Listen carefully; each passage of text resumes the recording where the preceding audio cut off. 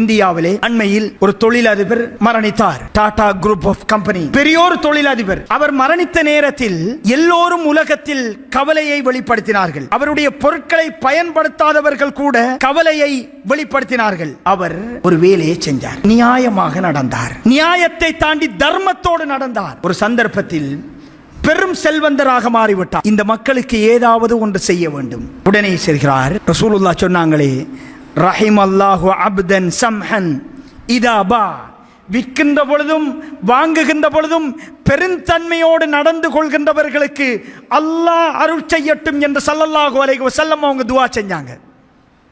இவர் செஞ்சாரே, ஒரு கார், 1,00,000க்கு ஒரு கார்.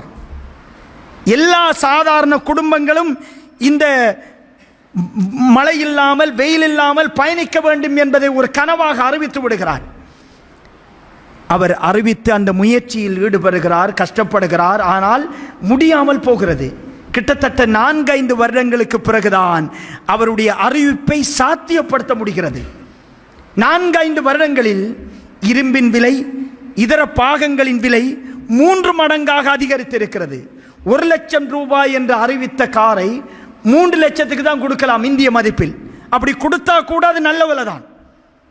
ஆனால் அந்த தொழிலதிபர் 1,00,000 ரூபாய்க்கு 1,00,000 கார்களை கொடுக்கிறார்.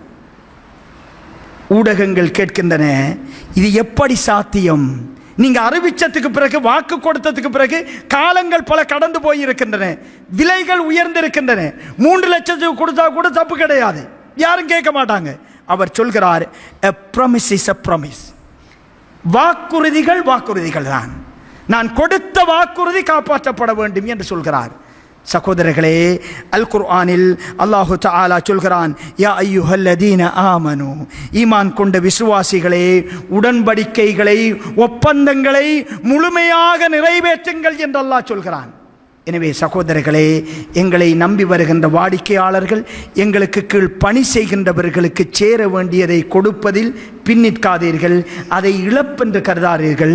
உங்கள் கபருக்கான சேமிப்பு என்று நினையுங்கள். உங்கள் சொர்க்கத்துக்கான பாதையை நீங்கள் செப்பனிடுகிறீர்கள் என்று நினையுங்கள்.